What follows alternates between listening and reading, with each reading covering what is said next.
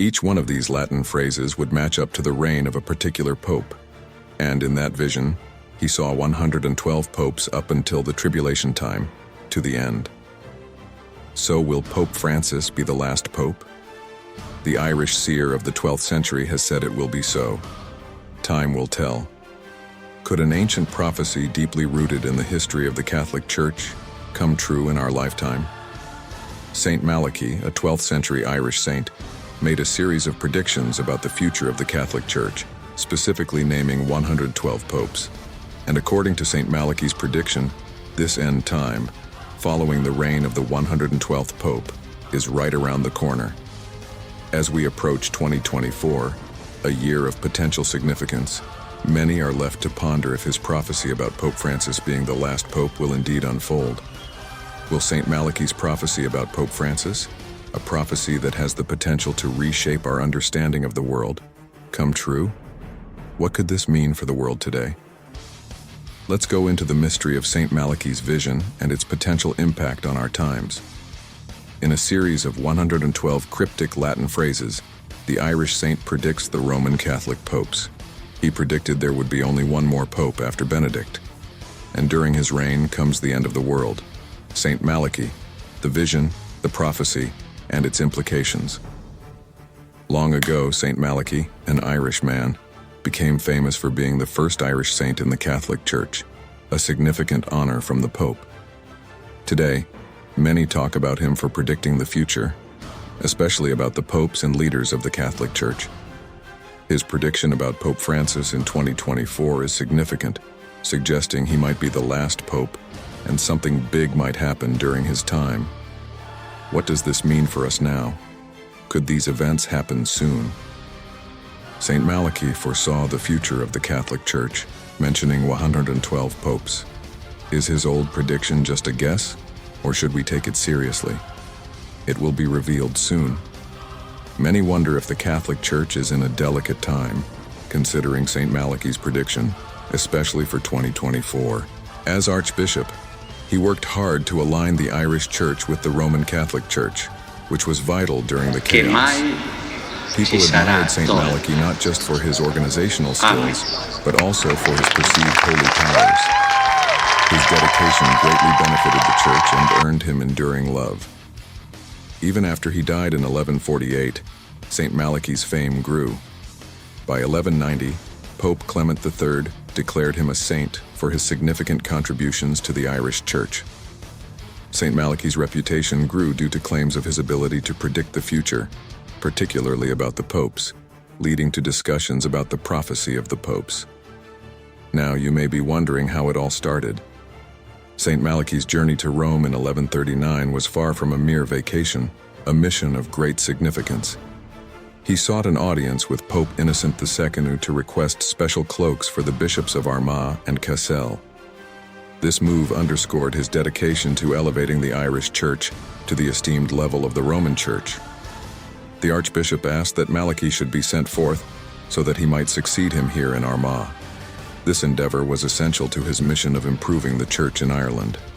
However, what truly set Saint Malachy apart is a vision he experienced during his time in Rome.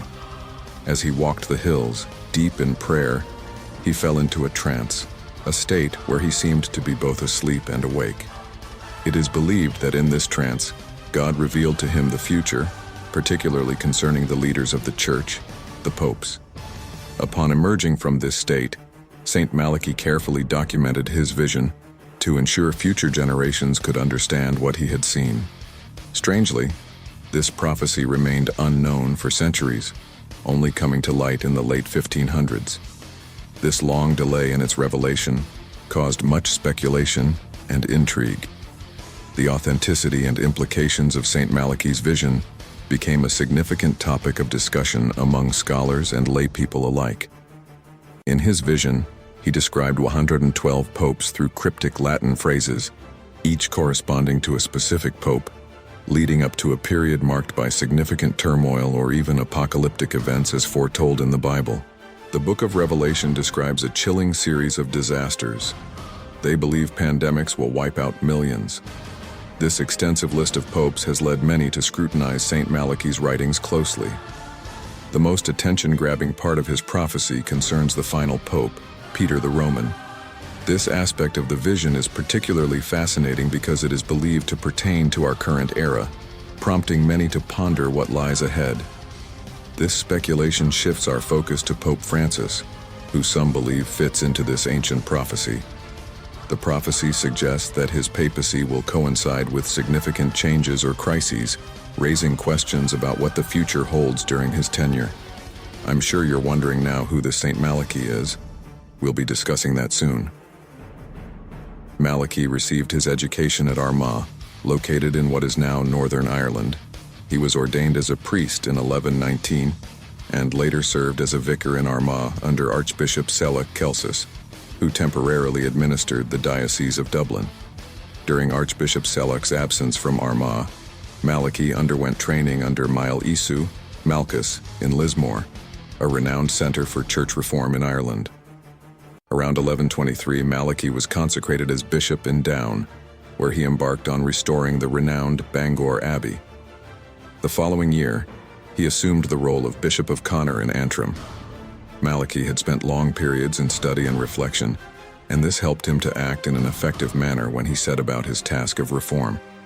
As bishop, Malachy played a pivotal role in implementing Pope Gregory VII's reform initiatives, sweeping Europe at the time.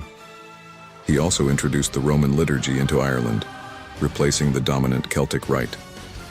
However, contentious disputes over Malachy's position prompted him to depart in 1127, after which he became the abbot of Iveragh in Kerry, located in southwestern Ireland. 1129, Archbishop Celach, on his deathbed, nominated Malachy as his successor, breaking the traditional Irish custom of hereditary succession. Initially hesitant due to fears of further conflict, Malachy eventually accepted the appointment as prelate in 1132.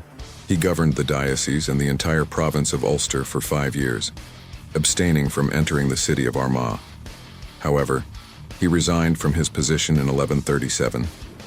In 1139, Malachy traveled to Rome to secure the pallium, the symbol of metropolitan jurisdiction, for his successor at Armagh.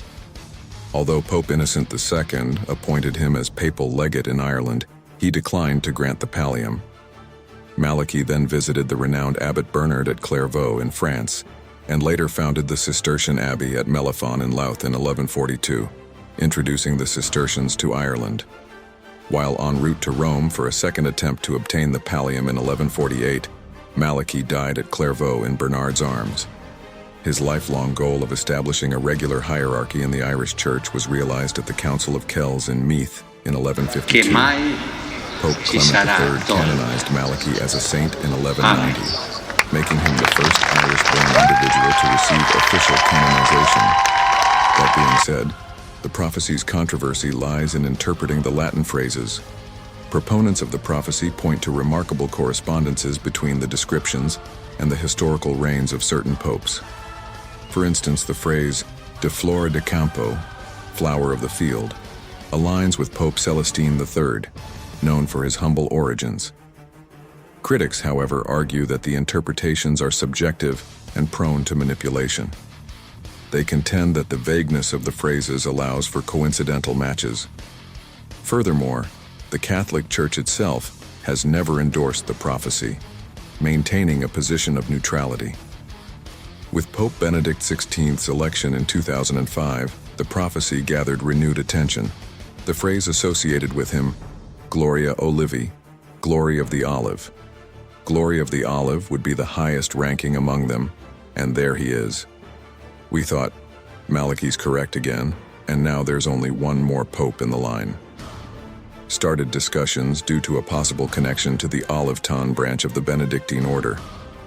Additionally, Pope Benedict XVI's comments, hinting at a short reign due to age and health concerns, seem to resonate with some interpretations of the prophecy. The prophecy culminates with the figure of Petrus Romanus, Peter the Roman, the 112th and final pope, who is said to preside during a period of immense tribulation. This has led some to believe this pope will usher in the apocalypse. However, the validity of such interpretations remains highly contested. Having spoken about the prophecy, who's this Pope Francis, and how was the vision linked to him? The early life of Pope Francis. Initially, Pope Francis was named Jorge Mario Bergoglio in Buenos Aires, Argentina. Their humble beginnings and diverse experiences marked his early life. Before pursuing a career in the Catholic Church, he worked odd jobs, including serving as a bouncer and a janitor. Later, he studied chemistry and worked as a technician in a food science laboratory. In 1958, Francis experienced a profound spiritual awakening after battling a severe illness that included pneumonia and cysts. This transformative experience led him to join the Society of Jesus, also known as the Jesuits. He was ordained a Catholic priest in 1969 and quickly rose through the ranks within the Jesuit community. Here's where things get more interesting. From 1973 to 1979, Francis served as the Jesuit Provincial Superior in Argentina, demonstrating leadership skills and a commitment to service. In 1998, he was appointed Archbishop of Buenos Aires, where he gained a reputation for his humility and dedication to social justice. In 2001, Pope John Paul II elevated Bergoglio to the rank of cardinal, recognizing his contributions to the Catholic Church. During his tenure as Archbishop, Francis navigated the challenging political landscape of Argentina, including the December 2001 riots. Following Pope Benedict XVI's resignation in 2013, a papal conclave elected Cardinal Bergoglio as the new pope on March 13th. He chose the papal name Francis in honor of Saint Francis of Assisi, a symbol of simplicity, humility, and compassion. Since assuming the papacy, Pope Francis has been known for his progressive stance on various social and theological issues. He has emphasized the importance of mercy and compassion in the Catholic Church and advocated for the inclusion of marginalized groups, such as women and the LGBTQ+ community. Francis has also been vocal about addressing global challenges, including climate change and economic inequality. He has criticized the excesses of capitalism and consumerism, calling for a more equitable distribution of resources. Furthermore, Pope Francis has taken a strong stance against the death penalty, labeling it as inadmissible and reaffirming the dignity of every human life. He urged its abolition and emphasized the need for forgiveness and reconciliation. Pope Francis's papacy has been characterized by his commitment to humility, social justice, and dialogue. He continues to inspire millions of Catholics and non-Catholics with his message of compassion and inclusivity. Now let's examine Pope Francis's role in a centuries-old prophecy and how his papacy potentially aligns with ancient forecasts. The prophecy, attributed to Saint Malachy, suggests that the Pope in charge during trying times would influence the Catholic Church's future. Pope Francis, believed by some to be the 112th Pope referenced in the prophecy, has raised intense speculation due to his association with this ancient forecast. His assumption of the papacy in 2013 has prompted many to ponder whether we are witnessing a significant historical moment foretold by Saint Malachy centuries ago.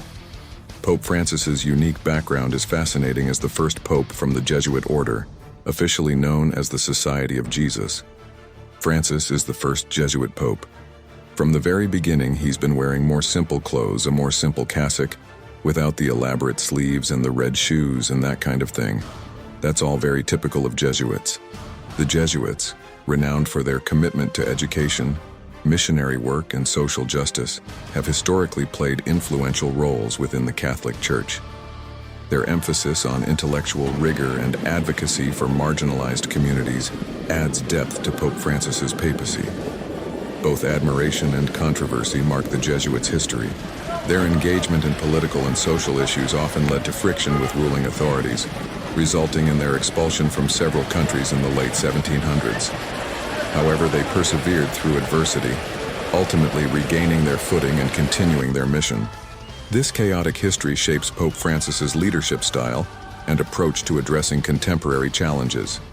His Jesuit background equips him with a wealth of knowledge and a commitment to social justice, but it also presents unique obstacles, especially when navigating disagreements within the church hierarchy. Since assuming the papacy, Pope Francis has tackled pressing global issues such as environmental protection, poverty alleviation, and refugee rights. which align with Jesuit values. Yet his tenure has been fraught with internal and external conflicts, including controversies over the Church's handling of misconduct and resistance to his progressive reforms. These complexities surrounding Pope Francis's papacy intensify speculation about his role within Saint Malachy's prophecy. Irish saints' eerie prophecy that Pope Francis will be the last pontiff. Irish Saint Malachy, the 12th century Bishop of Armagh, prophesied that there would be only one more pope after Benedict. As the supposed final pope mentioned in the prophecy, Pope Francis's actions and decisions are observed for their alignment with the prophecy's predictions, particularly as the world approaches the significant year 2024. As the expound of Pope Francis unfolds, the world watches with bated breath, pondering whether his actions will fulfill the prophecy's final chapter and shape the future of the Catholic Church. With each passing day, the intrigue surrounding Pope Francis's papacy increases, leaving observers to contemplate the profound implications of Saint Malachy's ancient vision for the Church's destiny. Interpretation of the prophecy. To assess the accuracy of Saint Malachy's prophecy, it's essential to examine how its descriptions align with the historical context and the lives of past popes. This prophecy captivates many because of its seeming correlation with natural events and the characteristics of previous pontiffs. As we go into the lives of each pope mentioned, the prophecy's relevance becomes increasingly apparent, especially with more recent pontiffs. For instance, the prophecy's portrayal of Pope Benedict XV as religion depopulated links with the decline in religious adherence during his tenure, coinciding with World War I and the Bolshevik Revolution. Similarly, the description of Pope John Paul II as from the labor of the sun aligns well with his birth and burial during solar eclipses, prompting contemplation on the prophecy's validity. Another example is Pope Pius VI, depicted as a pastor and sailor. Pius VI, as handsome as he is holy. Thus the Romans described Gianangelo Brassi, who, as Pius VI, succeeded Clement XIV, which reflects his adept navigation of the Church through turbulent times in the early 1900s. Likewise, the prophecy's characterization of Pope Paul VI as a flower of flowers finds visual representation in his coat of arms, adorned with fleur-de-lis. The apparent correlations between Saint Malachy's prophecy and the lives of the popes compel many to ponder its authenticity, especially as the descriptions seem more apparent for pontiffs closer to our time. However, it's important to approach these discussions carefully. Some skeptics argue that the prophecy's vagueness allows for retrospective interpretation, potentially undermining its credibility. Additionally, doubts persist regarding the prophecy's origins, with some questioning whether Saint Malachy himself authored it, or if it was fabricated later to influence papal elections. But hold on, there's more. While the discussion surrounding Saint Malachy's prophecy is intriguing, it's essential to weigh both sides of the argument and acknowledge the absence of concrete evidence supporting its authenticity. Maintaining a balanced perspective enables a more clear understanding of this centuries-old enigma. Turning our attention to Pope Francis, the prophecy's portrayal of him evokes visions of apocalyptic scenarios, causing speculation about the potential for significant world-changing events during his papacy. According to the prophecy, chaos and disasters are foretold following the reign of the 112th Pope, prompting contemplation on the implications for Pope Francis' tenure and beyond. However, it's essential to acknowledge that interpretations of such prophecies vary widely. While some view them as dire warnings of impending doom, others regard them as interesting narratives. Additionally, the theme of global unrest and the end of the world is recurrent in many prophetic traditions, not exclusive to Saint Malachy's prophecy. Moving on to a discussion of biblical prophecy, particularly in the Book of Revelation, we encounter parallels with Saint Malachy's predictions. Both narratives go down to a final leader, symbolized as Peter the Roman, who presides over rough times. The unprecedented scenario of two living popes caused widespread curiosity and speculation among Catholics and beyond, prompting contemplation on its implications for the Church's future purpose. This momentous occurrence stirred conversations across theological circles, with many pondering whether it aligned with Anna Catherine Emmerich's prophetic visions. Some enthusiasts posited that this dual pontificate might cause a period of change, echoing Emmerich's foretelling of a turbulent era within the Church. Under Pope Francis's leadership, the Catholic Church witnessed a series of transformative reforms, ranging from doctrinal shifts to novel approaches to addressing contemporary social and religious issues. These changes, while praised by some for their relevance to modern challenges, elicited diverse interpretations owing to the Church's rich history and tradition. The rarity of dual pontificates caused comparisons to ancient prophecies, notably those of Anna Catherine Emmerich and Saint Malachy.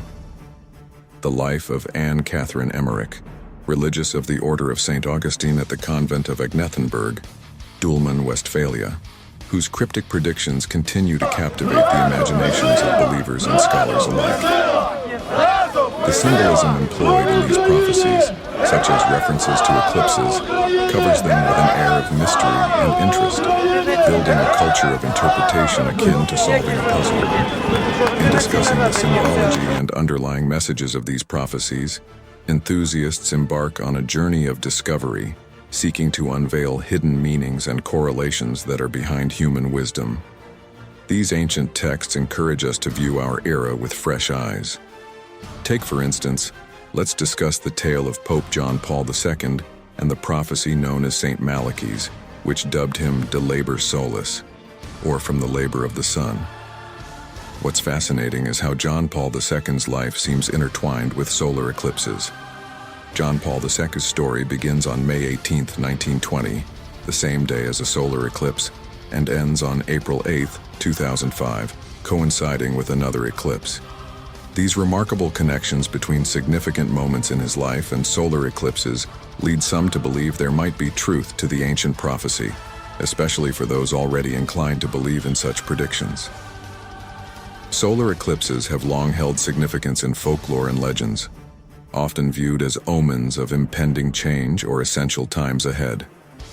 In papal history, when an eclipse aligns with significant events like the birth or death of a prominent pope, it's seen by some as a celestial sign of a divine plan, echoing Saint Malachy's prophecy. However, not everyone sees it this way. Skeptics argue that solar eclipses occur relatively frequently, so it's not uncommon for them to coincide with other notable events. They caution against reading too much into these alignments, warning against the tendency to interpret events retroactively to fit pre-existing beliefs. Around the time Saint Malachy was making his prophecies, another figure, Abbot Joachim of Fiore, was also making predictions. Born around 1135 in Celico, Italy, Joachim was renowned for his profound insights and counsel to influential figures like Queen Constance of Sicily and King Richard the Lionheart. He envisioned history unfolding in three distinct ages: the age of the Father, the age of the Son, and the age of the Holy Spirit, each characterized by unique themes. According to Joachim, the world was approaching the end of the Third Age, causing significant changes and deep contemplation about the purpose of history and the future of the Church. Two important figures are involved when exploring prophecies about popes and the Church's destiny: Joachim of Fiore and Saint Malachy. Their approaches differ significantly, offering contrasting windows into the future. Unlike Saint Malachy's direct pronouncements, Joachim of Fiore's writings are full of puzzles. They don't provide a clear connection to specific popes as Saint Malachy's do. Instead, Joachim fixates on grand, unsettling events yet to unfold. His critiques often target the popes, portraying them as straying from moral principles. Joachim even incorporates drawings alongside his predictions to enhance understanding, hoping to convey his message visually. Though not as widely known as Saint Malachy's, Joachim's prophecies offer thought-provoking ideas about the Church's path ahead. Saint Malachy's prophecies, on the other hand, establish a more direct link to individual popes. Some interpret his cryptic messages as foreshadowing the destruction of Rome, seen by some as the sinful mystery Babylon described in the Book of Revelation after the final pope's reign. The influence of these prophecies extends far beyond the confines of the Church. They have caused the creation of books, films, and countless conversations among religious and non-religious individuals. These pronouncements compel us to go deeper into our own beliefs, struggle with interpreting ancient texts, and contemplate the uncertain future of powerful institutions like the Church. This chapter in the Catholic Church's history, marked by both prophecies and Pope Francis's transformative leadership, is undeniably captivating. While certain aspects of these prophecies seem to mirror present events, the ultimate fulfillment of these pronouncements remains mysterious. Only time will tell how cryptic and straightforward prophecies will ultimately play out in the Church's grand narrative.